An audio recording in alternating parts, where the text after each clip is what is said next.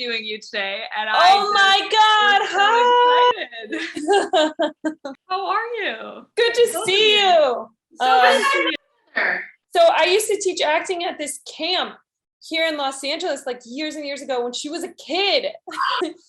I was like 13. Yes. Oh my God. This is like meant to be because That's awesome.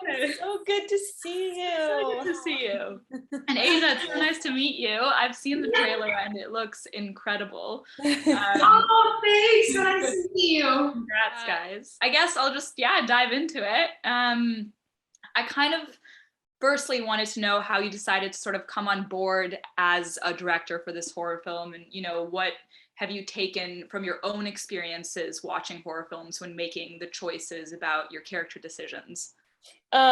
So I've always been obsessed with horror. It's always been my dream to direct horror films. I've written it in my diary at 14 years old, and every step I've taken has been to come to this position. And so when you put a dream in motion and it actually comes to fruition, it's shocking, but it's also like, oh yeah, of course it would, because that's what I've been, wanting.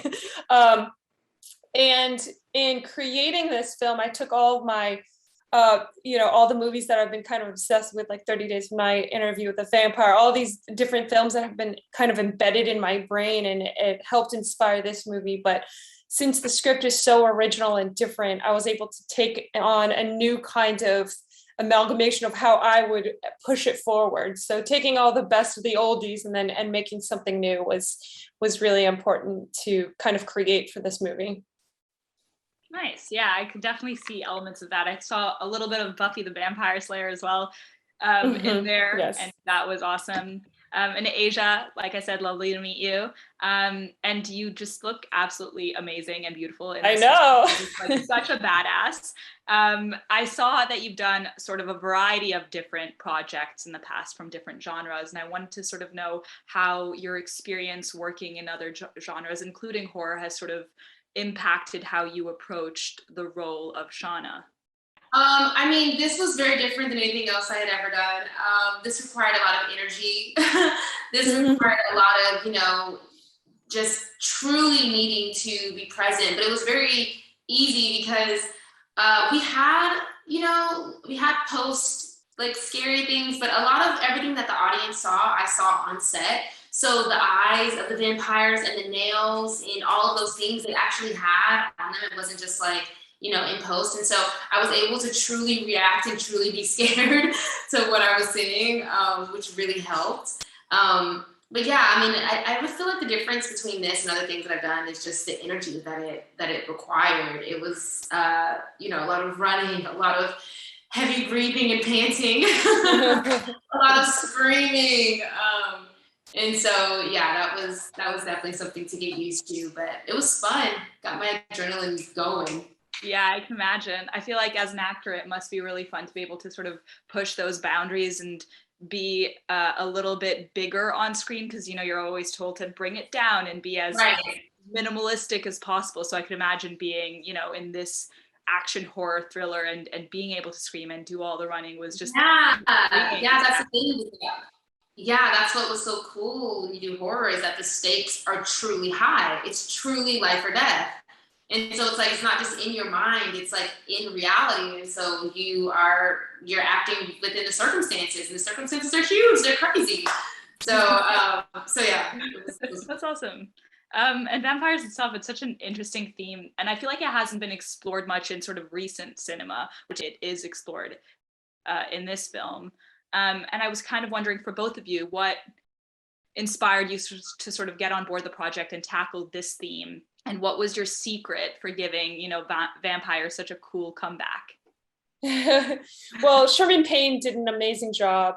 He wrote this script over 10 years ago. So this has been in the ether and just waiting in the wings for the perfect time to come out. And he did a really great job of creating something that felt very fresh and new off a subject that we've all seen in a million other movies. And he just brought it to life in a way that was very different. And so to be able to kind of bring that into the world and give a visual representation of these words was really, really amazing. I think that, we all kind of all the department heads and everybody, we all kind of worked together to make it feel original, especially with the makeup and the effects and the VFX. There's so many departments that had to work together in conjunction to pull this off.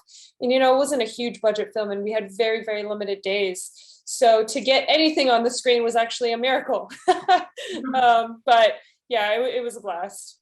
I can imagine. Did you guys film this during the pandemic, or how did that sort of a film affect your filming progress? Well, we shot for like 2 weeks and then the world fell apart and we got shut down in the middle of it. It was terrifying. I remember being on set and everyone's like, do you see this? Do you see this? And there's like videos of people like convulsing in beds in like Asia and everyone's like, it's coming, it's here. And everyone's freaking out. And we're like, oh, I'm like, what is happening? I'm making a movie. In a movie. It felt like a movie within a movie. Yeah. And I think we were shooting like the party scene. I was like, that's when everybody was discovering what was happening within the world. And then the next day we were shooting another scene and it was just like, everybody couldn't stop talking about how everything was going to shut down.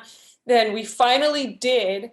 And we shut down for 4 months and then got back to shooting and it was a completely different world. So we were shooting under completely different circumstances. Everybody's mentality was like in another place. So there was a lot of fear because a lot of people had been isolated for so long, 4 months of isolation. And then finally you're put in a position where you have to be in tight quarters, breathing the same air. It was scary on so many different levels. Yeah. It was also this interesting scene. Oh, sorry. No, go ahead, please. Oh, I was going to say, it was also interesting for me seeing the difference in New Orleans, because my first time ever being in New Orleans was for this project. And the first week that they flew us out there was the week of Mardi Gras. Yeah. And so I'm seeing New Orleans and it's at its peak, it's like tourists and it's fun and everyone, it's just so vibrant. And then when we went back, I mean, New Orleans is like a tourist city. I mean, people live there, but when we went back, it was a ghost town. Dead. And I remember we filmed the rooftop scene in the French Quarter. And I was amazed because there was no one there. Yeah. And this is like the French Quarter in New Orleans. It's always packed. That's Bourbon Street. Everyone always talks about it. It was completely empty. And it was kind of beautiful because I'm like, when am I ever going to see New Orleans like this again? I could just walk around. Yeah. Really nice and supernatural and serene. But it was really crazy. That's it. I feel like in a sense that also, I don't know, correct me if I'm wrong, could have added to the horror elements of your film as well, that it was almost deserted and it adds to that sort of spookiness, post lockdown and everything that's happened. Yeah, I mean, we tried to incorporate what was happening within the world because, not only was the pandemic happening, the Black Lives Matter movement was happening, and there was just like a huge cracking open of our country and just so many, the things that had been oppressing people for so long are finally out in the open. Let's talk about it. Let's explore it. People were angry. And so we were able to kind of take what was happening within the world and incorporate within the script. Not necessarily the empty streets, just because we never even acknowledged, COVID within it. It was already too late. We had already done too much coughing and biting and blah, blah, blah. But like in terms of, Black Lives Matter movement and all that stuff, we were able to incorporate that.